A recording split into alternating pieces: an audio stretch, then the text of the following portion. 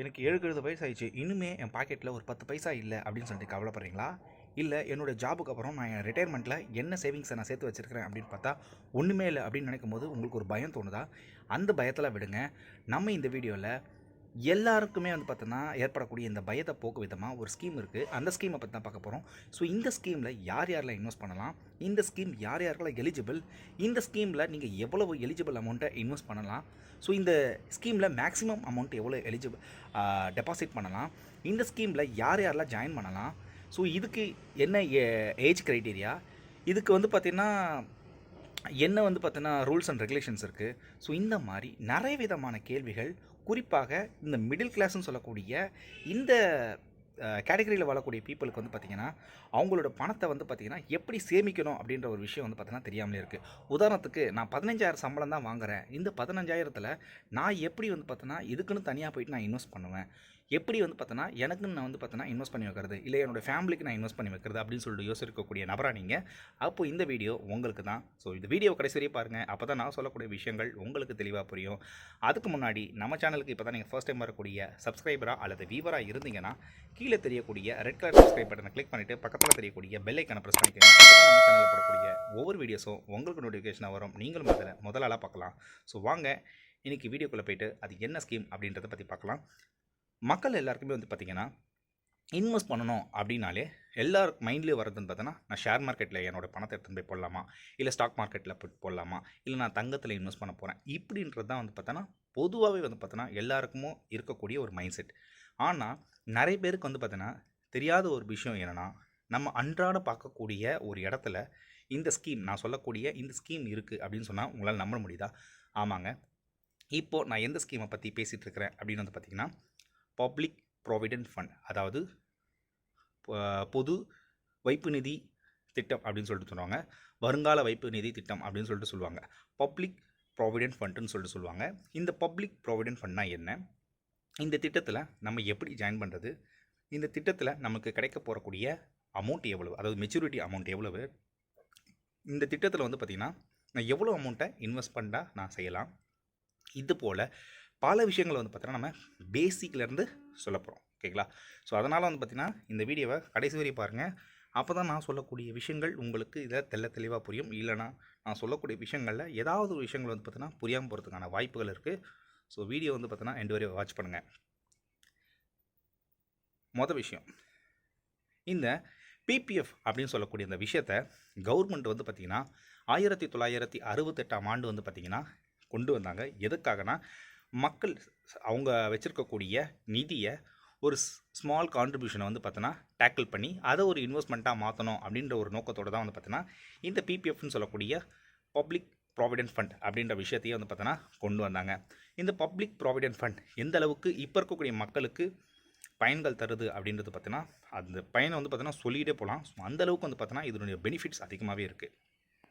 So முதல்ல இந்த public provident ஃபண்டில் யார் யாரெல்லாம் ஜாயின் பண்ணலாம் அப்படின்றத பற்றி பார்த்துக்கலாம். இந்த பப்ளிக் ப்ராவிடென்ட் ஃபண்டில் நீங்கள் ஜாயின் பண்ணோம் அப்படின்னா நீங்கள் ஒரு இந்தியன் சிட்டிசனாக இருக்கணும். அதுக்கப்புறம் நீங்கள் ஒரு மைனராக இருக்கிறீங்க அப்படின்னாலுமே வந்து பார்த்தீங்கன்னா இந்த திட்டத்தில் நீங்கள் ஜாயின் பண்ணலாம். இல்லை நீங்கள் மேஜராக இருக்கிறீங்க அப்படின்னாலுமே வந்து பார்த்தீங்கன்னா இந்த திட்டத்தில் நீங்கள் ஜாயின் பண்ணிக்கலாம். ஸோ இந்த திட்டத்தில் நீங்கள் ஜாயின் பண்ண வரீங்க அப்படின்னா உங்களுக்கு இருக்கக்கூடிய பேசிக் எலிஜிபிலிட்டி டாக்குமெண்ட்ஸ்னு சொல்லிட்டு இருக்கும். அது என்னென்ன அப்படின்னு வந்து பார்க்கலாம். உங்களுக்குன்னு வந்து பார்த்திங்கன்னா பக்கத்தில் இருக்கக்கூடிய பேங்க்காக இருக்கட்டும் அல்லது போஸ்ட் ஆஃபீஸாக இருக்கட்டும், அங்கே போயிட்டு sir I want to open PPF account அப்படின்னு சொல்லிட்டு நீங்கள் ஆஃப்லைனில் ஒரு பேங்க்கையோ அல்லது போஸ்ட் ஆஃபீஸையோ அஃபிஷியலாக நேரில் போய்ட்டு நீங்கள் விசிட் பண்ணி அவங்க கொடுக்கக்கூடிய அப்ளிகேஷன் ஃபார்மை ஃபில்அப் பண்ணி அவங்கக்கிட்ட கொடுத்து அதில் உங்களுடைய கேஒய்சி டாக்குமெண்ட்ஸ்னு சொல்லக்கூடிய நோ யுவர் கஸ்டமர் டாக்குமெண்ட்ஸ், அதாவது உங்களுடைய ஆதார் கார்டாக இருக்கலாம், உங்களுடைய பேன் கார்டாக இருக்கலாம், அல்லது உங்களுடைய டிரைவிங் லைசன்ஸ், உங்களோட ஓட்டர் ஐடி, இந்த மாதிரி எதை வேணா இருக்கலாம். ஸோ அதில் ஏதாவது ஒரு ஐடி ப்ரூஃபை கொடுத்து நீங்கள் அதில் கொடுக்க வேண்டியது இருக்கும். ரெண்டாவது வந்து பார்த்திங்கன்னா உங்களுடைய ரெசிடென்ஷியல் ப்ரூஃப், அதாவது வீட்டில் இருக்கக்கூடிய அந்த அட்ரஸை குறிக்கிற மாதிரி ஏதாவது ப்ரூஃப் வந்து பார்த்தோன்னா நீங்கள் அதில் அட்டாச் பண்ணி கொடுக்குற மாதிரி இருக்கும். அடுத்தது உங்களுடைய பாஸ்போர்ட் சைஸ் ஃபோட்டோ ஒன்று கொடுக்குற மாதிரி இருக்கும். அடுத்தது வந்து பார்த்திங்கன்னா ஸோ அதில் இம்பார்ட்டண்ட்டாக நீங்கள் கொடுக்க வேண்டியது வந்து பார்த்திங்கன்னா ஒரு நாமினி டிக்ளரேஷன் ஃபார்ம், அதாவது உங்களுக்கு அப்புறம் இந்த பிபிஎஃப் அக்கௌண்ட்டை யார் மெயின்டைன் பண்ண போகிறா அப்படின்றத பற்றி தான் அந்த ஃபார்மு. ஸோ அந்த ஃபார்மையும் நீங்கள் ஃபில்அப் பண்ணி கொடுக்க வேண்டியதாக இருக்கும். ஸோ இவ்வளோ தான் இந்த பிபிஎஃப் அக்கௌண்ட்டை ஓப்பன் பண்ணுறதுக்கான வழிமுறைகள். இது ஆன்லைன்லேயும் ஓப்பன் பண்ணலாம். அது எப்படின்றத நான் வீடியோடைய கடைசி எண்டில் நான் சொல்கிறேன்.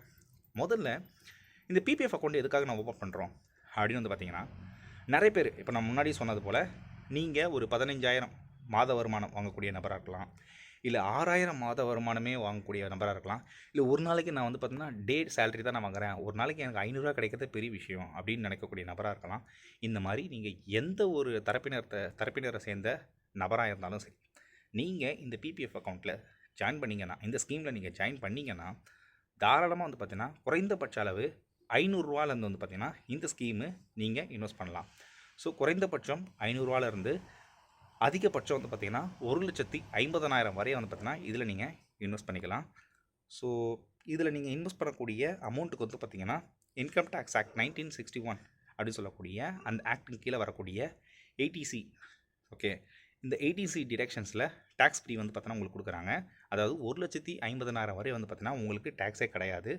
அது மட்டும் இல்லாமல் இதில் நீங்கள் இன்வெஸ்ட் பண்ணிவிட்டு உங்களுக்கு அவங்க இன்ட்ரெஸ்ட் கொடுக்குறாங்க பார்த்தீங்களா, அந்த இன்ட்ரெஸ்ட்டுக்குமே வந்து பார்த்தீங்கன்னா டேக்ஸ்லேருந்து வந்து பார்த்தீங்கன்னா ஃபுல்லி எக்ஸம்டட். ஸோ அது என்னென்னு சொல்லிட்டு நம்ம இப்போ பார்க்க ஆரம்பிக்கலாம். மொதல் விஷயம், இந்த பிபிஎஃப் அக்கௌண்ட்டு எவ்வளோ வருஷத்துக்கு நான் ஓப்பன் பண்ணுறது அப்படின்னு வந்து பார்த்தீங்கன்னா, இந்த பிபிஎஃப் அக்கௌண்ட்டை 15 வருஷத்துக்கு வந்து பார்த்தீங்கன்னா நீங்கள் மெயின்டைன் பண்ணுற மாதிரி இருக்கும். என்ன சார் சொல்கிறீங்க, 15 வருஷமா? 15 வருஷம் யாருன்னா இதில் மெயின்டைன் பண்ண முடியுமா அப்படின்னு கேட்டால், இப்போ நம்ம பேசிகிட்டு இருக்கக்கூடிய இந்த டைம்லேயுமே வந்து பார்த்திங்கன்னா நிறைய பீப்புள் இந்த பிபிஎஃப் அக்கௌண்ட்டில் ஓப்பன் பண்ணி 15 வருஷத்துக்கு மேலே வந்து பார்த்தீங்கன்னா இதை ரன் பண்ணிகிட்டே இருக்கிறாங்க, அதில் ப்ராஃபிட்ஸும் பார்த்துட்ருக்குறாங்க. அப்படின்னு சொன்னால் உங்களால் நம்ப முடியுதா? இது உண்மை தான். 15 வருஷத்துக்கு வந்து பார்த்தீங்கன்னா இதனுடைய லாக்இன் பீரியட் இருக்கும். ஒருவேளை உங்களுக்கு அர்ஜென்ட்டாக வந்து பார்த்தீங்கன்னா பணம் தேவைப்படுது அப்படின்னா கண்டிப்பாக வந்து பார்த்திங்கன்னா நீங்கள் அதில் ஒரு 5 இயர், அதாவது 5 இயர்ஸை கம்ப்ளீட் பண்ணிவிட்டு தான் வந்து பார்த்திங்கன்னா உங்களுடைய அமௌண்ட்டை எடுக்க முடியும். அதுவுமே வந்து பார்த்திங்கன்னா பார்ஷியல் பேமெண்ட்டுன்னு சொல்லக்கூடிய அதில் 50% அமௌண்ட்டை தான் வந்து பார்த்திங்கன்னா நீங்கள் எடுக்க முடியும். இல்லை எனக்கு முழு அமௌண்ட்டும் வேணும் அப்படின்னா நீங்கள் 15 வருஷம் வந்து பார்த்திங்கன்னா வெயிட் பண்ணி ஆகணும். அந்த லாக்இன் பீரியட் வெயிட் பண்ணி அதுக்கப்புறம் தான் வந்து பார்த்திங்கன்னா உங்களுக்கான மெச்சூரிட்டி அமௌண்ட்டுன்னு சொல்லக்கூடிய உங்களுக்கான அமௌண்ட்டு உங்களுடைய பேங்க் அக்கௌண்ட்டுக்கு அண்ட் உங்களுடைய இன்ட்ரெஸ்ட்டும் வந்து பார்த்திங்கன்னா சேர்ந்தே உங்களுக்கு கிரெடிட் ஆகும். அடுத்தது இதனுடைய லிமிட்ஸ் அப்படின்னு வந்து பார்த்திங்கன்னா குறைந்தபட்சம் உங்களால் ஒரு 500 இன்வெஸ்ட் பண்ண முடியுமா? பண்ணிக்கலாம். மாதம் வந்து பார்த்திங்கன்னா 500 இன்வெஸ்ட் பண்ணிக்கங்க. மாதம் 500 அப்படின்னா வருஷத்துக்கு எவ்வளோன்னு சொல்லிட்டு நீங்கள் கணக்கு போட்டுக்கோங்க. இல்லை மாதம் 1000 நீங்கள் இன்வெஸ்ட் பண்ணுறீங்க அப்படின்னா வருஷத்துக்கு எவ்வளோன்னு சொல்லிட்டு கணக்கு பண்ணுங்கள். அந்த வருஷத்துக்கு ஒரு அமௌண்ட் வரும் பார்த்திங்களா, அந்த அமௌண்ட்டை 12ஆல் வந்து பார்த்தீங்கன்னா இல்லை 15ஆல் வந்து பார்த்தீங்கன்னா மல்டிப்ளை பண்ணிக்கோங்க. ஏன்னா 15 வருஷம் லாக்கிங் பீரியடில். ஸோ 15 வருஷத்தில் இது உங்களுக்கு எவ்வளோ அமௌண்ட்டை கொண்டு வரும் அப்படின்றது உங்களுக்கு தெரிய வரும். ஓகேங்களா? 2வது. 3வது, இதில் கிடைக்கக்கூடிய இன்ட்ரெஸ்ட் அப்படின்னு வந்து பார்த்திங்கன்னா பெருசுங்க. அதாவது ரொம்ப அளவு பெருசு இல்லை, உங்களுக்கு ஃபிக்ஸடாக வந்து பார்த்திங்கன்னா ரொம்ப ரிஸ்க் இல்லாமல் உங்களுக்கு ப்ராஃபிட்டை 100% ஆஃபர் பண்ணக்கூடிய ஒரு செக்யூரான ஸ்கீம் தான் இந்த பப்ளிக் ப்ராவிடென்ட் ஃபண்ட். இதில் கிட்டத்தட்ட வந்து பார்த்திங்கன்னா 2024 to 25 இதில் வந்து பார்த்திங்கன்னா இந்த ஆண்டின்படி பிபிஎஃபினுடைய இன்ட்ரெஸ்ட் ரேட் வந்து பார்த்திங்கன்னா 7.1%. இந்த 7.1% அப்படின்றத வந்து பார்த்திங்கன்னா உங்களுக்கு இன்ட்ரெஸ்ட்டாக கவர்மெண்ட் கிட்டேருந்து வந்து பார்த்தீங்கன்னா ஃபிக்ஸட் ரேட்டில் உங்களுக்கு மாதம் வந்து பார்த்திங்கன்னா உங்களுக்கு கிடைக்கும் ஆஃப்டர் கம்ப்ளீட்டிங் யுவர் மெச்சூரிட்டி. ஓகேங்களா? ஸோ இந்த இன்ட்ரெஸ்ட்லாம் வந்து பார்த்தீங்கன்னா கேதர் ஆகி 15 வருஷத்துக்கு அப்புறம் உங்களுக்கு உங்களோட அக்கௌண்ட்டில் வந்து பார்த்தீங்கன்னா செட்டில் ஆகும். சார் என்ன சார் சொல்கிறீங்க, இதை விட வந்து பார்த்தீங்கன்னா மியூச்சுவல் ஃபண்டுன்னு சொல்லக்கூடிய நிறைய ஸ்கீம்ஸ் இருக்குது, அதெல்லாம் வந்து பார்த்தீங்கன்னா இன்வெஸ்ட் பண்ணால் 12% மேலே தராங்க அப்படின்னு நீங்கள் நினச்சிங்கன்னா மியூச்சுவல் ஃபண்ட்லேயே வந்து பார்த்தீங்கன்னா 12% மேலே தராங்க. பட் இதில் தான் நீங்கள் வந்து பார்த்தீங்கன்னா ஒரு விஷயத்தை கவனிக்கணும். அதாவது மியூச்சுவல் ஃபண்டாக இருக்கட்டும் இல்லை வேறு ஏதாவது ஸ்கீம்ஸாக இருக்கட்டும், அதில் ரிஸ்க்கும் அதிகம், அதனால் அமௌண்ட்டு பர்சன்டேஜை வந்து பார்த்தீங்கன்னா உங்களுக்கு அதிகமாக தருவாங்க. இப்போ உதாரணத்துக்கு வரங்க பார்த்தீங்கன்னா ஐசிஐசிஐ ப்ரூடென்ஷியல் மியூச்சுவல் ஃபண்டுன்னு சொல்லிட்டு சொல்கிறாங்க. இந்த மாதிரி நிறையா இருக்குது. ஒரே ஒரு ப்ராடக்ட்டை மட்டும் நான் குறிப்பிட்டு சொல்லலை, இந்த மாதிரி நிறைய மியூச்சுவல் ஃபண்ட் இருக்குது. அந்த மியூச்சுவல் ஃபண்டை நீங்கள் பார்த்தீங்கன்னா உங்களுக்கு 12%, 13%லாம் தருவாங்க. பட் அதில் ரிஸ்க்கும் வந்து பார்த்தீங்கன்னா உங்களுக்கு அதிகமாக இருக்கும். ஸோ அதனால் நிறைய பேர் வந்து பார்த்தீங்கன்னா அதுவும் மிடில் கிளாஸ் ஓரியன்டாக இருக்கக்கூடிய எல்லாருமே வந்து பார்த்தீங்கன்னா ப்ரிஃபர்டாக இன்வெஸ்ட் பண்ணக்கூடிய ஒரே ஸ்கீம்னு வந்து பார்த்திங்கன்னா இந்த பப்ளிக் ப்ராவிடென்ட் ஃபண்ட் சொல்லக்கூடிய இந்த ஸ்கீமில் தான் வந்து பார்த்தீங்கன்னா இன்வெஸ்ட் பண்ணுறாங்க. ஸோ இதனுடைய இன்ட்ரெஸ்ட் ரேட் நான் சொன்னது போல் 7.1%. ஓகேங்களா? அடுத்தது இதில் உங்களுக்கு இன்னொரு பெனிஃபிட்ஸ் இருக்குங்க. அதாவது இதில் உங்களுக்கு நீங்கள் செலுத்தக்கூடிய அமௌண்ட் வந்து லோன் ஃபெசிலிட்டியுமே வந்து பார்த்தோன்னா இதில் அவைலபிளாக இருக்குது. அதாவது நீங்கள் ஒரு 5 வருஷத்துக்கு ஒரு அமௌண்ட்டை நீங்கள் செலுத்திருக்கிறீங்க. உங்களுக்கு இப்போ ஏதாவது வந்து பார்த்தோன்னா உங்கள் பசங்களுக்கோ இல்லை உங்களுக்கோ வந்து பார்த்தோன்னா ஏதாவது எமர்ஜென்சியில் உங்களுக்கு பணம் தேவைப்பட வேண்டிய விஷயமா இருக்கலாம். ஸோ அந்த மாதிரி பணம் தேவைப்படக்கூடிய சூழ்நிலையில் நீங்கள் கட்டியிருக்கக்கூடிய அமௌண்ட் இருந்து கடன் பெற்று அதுக்கு வந்து பார்த்தோன்னா வட்டி கட்டக்கூடிய ஃபெசிலிட்டியும் வந்து பார்த்தோன்னா இதில் இருக்குது. ஒருவேளை நீங்கள் கட்டியிருக்கக்கூடிய அமௌண்ட்லேருந்து லோன் பெறுறீங்க அப்படின்னா அந்த லோனுக்கான வட்டி சதவீதம் வந்து பார்த்தோன்னா 1% தான் அவங்க போடுறாங்க. ஓகே, ஸோ இதுவுமே வந்து பார்த்தோன்னா இப்போ நான் சொல்லக்கூடிய எல்லா விஷயங்களும் வந்து பார்த்தோன்னா உங்களுக்கு பிரமிப்பாக இருக்கும்.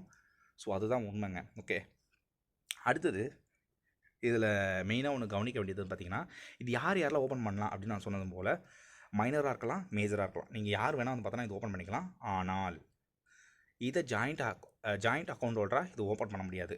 இப்போ கணவன் மனைவி அப்படின்னு இருக்கிறாங்கன்னா அவங்க 2 பேருமே சேர்ந்து இது ஓப்பன் பண்ண முடியாது. So joints accounts are not allowed. அதே மாதிரி என்ஆர்ஐ, அதாவது நான் ரெசிடென்ட் இந்தியன் சொல்லுவாங்க. இந்தியாவில் இருக்க மாட்டாங்க, இந்தியாவில் சேர்ந்தவங்களாக இருப்பாங்க, பட் இந்தியாவில் இருக்காதவங்களாக இருப்பாங்க. ஸோ அந்த மாதிரி இருக்கக்கூடிய பர்சன்ஸ்க்கு வந்து பார்த்தோன்னா it's not allowed to open PPF account in India. Okay, இது முழுசு வந்து பார்த்தீங்கன்னா இந்தியன் சிட்டிசன்ஸ் அவங்க மட்டும்தான் வந்து பார்த்தோன்னா இதை ஓப்பன் பண்ண முடியும்.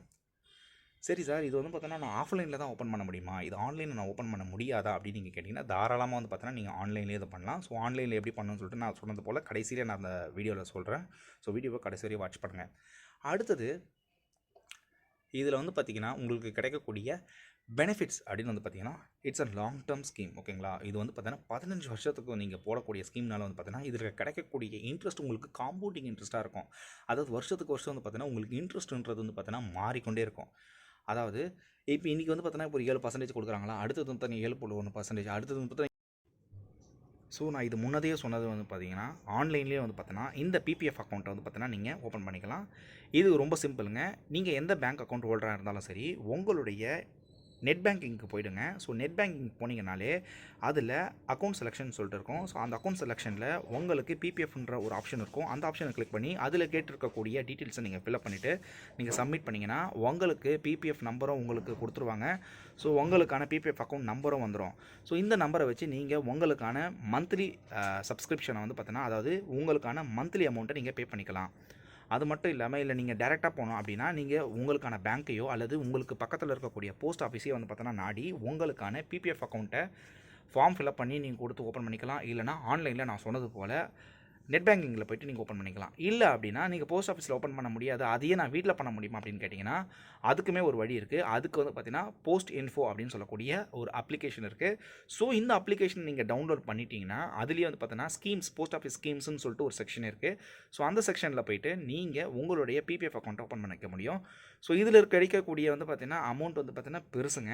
நீங்கள் 500 ரூபா டெபாசிட் பண்ணுறீங்கன்னா வருஷத்துக்கு ஒரு அமௌண்ட் வரும். அந்த அமௌண்ட்டு மல்டிப்ளைட் பை 15 இயர்ஸ் அப்படின்னு சொல்லிட்டு கணக்கு பண்ணிக்கோங்க. இதில் 7.1% வந்து பார்த்தீங்கன்னா உங்களுக்கு இன்ட்ரெஸ்ட் ரேட்டு தராங்க. நீங்கள் 1000 ரூபாய் இன்வெஸ்ட் பண்ணிங்கன்னா எவ்வளோ வரும், 2000 ரூபாய் இன்வெஸ்ட் பண்ணால் எவ்வளோ வரும், இல்லை நான் எனக்கு லம்சமாக 1,50,000 ரூபாயை ஒரே வருஷத்தில் நான் இன்வெஸ்ட் பண்ணுறேன் அப்படின்னா உங்களுக்கு ரிட்டர்னாக எவ்வளோ கிடைக்கும் அப்படின்றதையும் வந்து பார்த்தீங்கன்னா நீங்கள் பிபிஎஃப் கால்குலேட்டர் அப்படின்னு சொல்லிட்டு நான் உங்களுக்கு டிஸ்கிரிப்ஷன் வந்து பார்த்தீங்கன்னா அந்த பிபிஎஃப் கால்குலேட்டரை நான் உங்களுக்கு டிஸ்கிரிப்ஷன் லிங்காக கொடுக்குறேன். ஸோ நீங்கள் அதில் போய்ட்டு நீங்கள் செக் பண்ணிக்கலாம். ஸோ ஃப்ரெண்ட்ஸ், இந்த அளவுக்கு வந்து பார்த்தோன்னா இருக்கக்கூடிய ஃபெசிலிட்டி இருக்கக்கூடிய அக்கௌண்ட்டை எல்லாருமே வந்து பார்த்தோன்னா யூஸ் பண்ணிக்கோங்க.